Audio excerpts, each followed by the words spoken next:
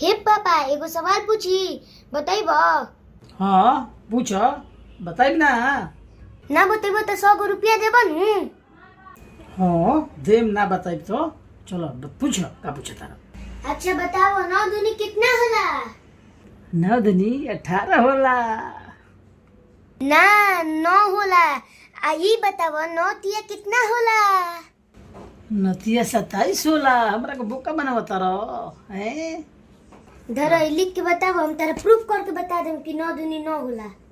हाँ तो दिखाई तारा के लिख के। हाँ बताओ।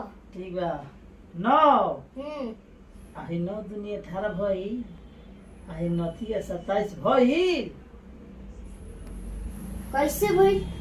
देखो कैसे ना हुई। एक आठ कितना होला?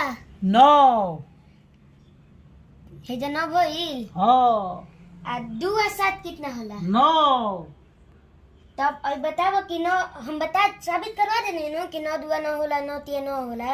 है ओ दो हमारे 100 रुपया दा।